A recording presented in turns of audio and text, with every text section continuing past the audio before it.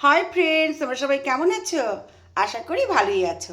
দেখো, রান্না করতে চলে এলাম। ইলিশ মাছের ঝোল রান্না করব। এই দেখো, ইলিশ মাছ নিয়ে নিয়েছি। এখানে নিয়েছি কাঁচা লঙ্কা। ইলিশ মাছের সঙ্গে তো জোড়া এটা বলো লাগবেই। আর এখানে আছে বেগুন। বেগুন, কালো জিরে, কাঁচা লঙ্কা দিয়ে ঝোল হবে। আর দেখো, এখানে একটা মশলার পেস্ট নিয়ে নিয়েছি। এখানে আছে ধনে জিরের গুঁড়ো অল্প করে, কাশ্মীরি মির্চ, একটু লঙ্কার গুঁড়ো, আর দিয়েছি হলুদের গুঁড়ো। এই দিয়ে আমি একটা মশলার পেস্ট তৈরি করে নিয়েছি। মাছে তো বেশি মশলা লাগে না বন্ধু। এই দিয়ে আমি ইলিশ মাছের ঝোল রান্না করব। চলো তাহলে রান্নাটা শুরু করা যাক। হাই ফ্রেন্ডস, দেখো রান্না করতে চলে এলাম।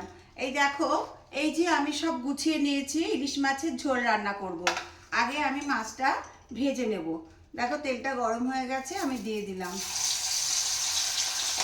মাছগুলো আমার ভাজা হয়ে গেছে, আমি তুলে নিলাম। এবারে আমি বেগুনগুলোকে ভেজে নেব। দেখো,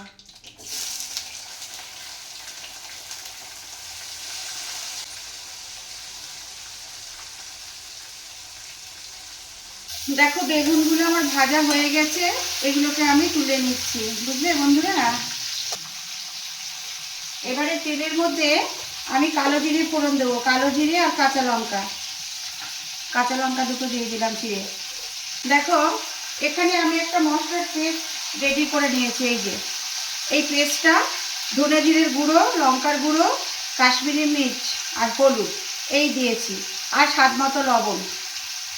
এবারে এটাকে আমি এর মধ্যে দিয়ে দিলাম।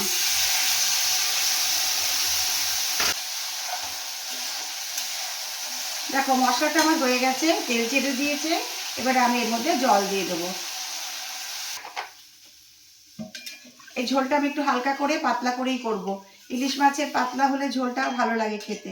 তোমাদের কেমন লাগে বন্ধুরা বলবে। ঝোলটা আমার ফুটে গেছে, দেখতে রেখেছি মাছ আর বেগুন, এর মধ্যে আমি দিয়ে দেবো।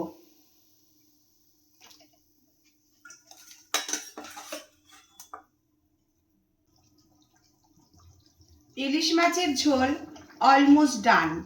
দেখো, এবার এটাকে আমি বাটিতে সার্ভ করে দেব। তোমরা সবাই ভালো থেকো। ভিডিওটা এতক্ষণ দেখার জন্য অসংখ্য ধন্যবাদ তোমাদের।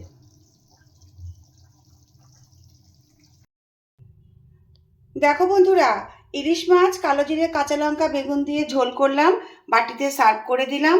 ভিডিওটা যদি ভালো লাগে তোমরা একটা লাইক কমেন্ট করো। আর এতক্ষণ ধরে ভিডিওটা দেখার জন্য তোমাদের অসংখ্য অসংখ্য ধন্যবাদ। টাটা।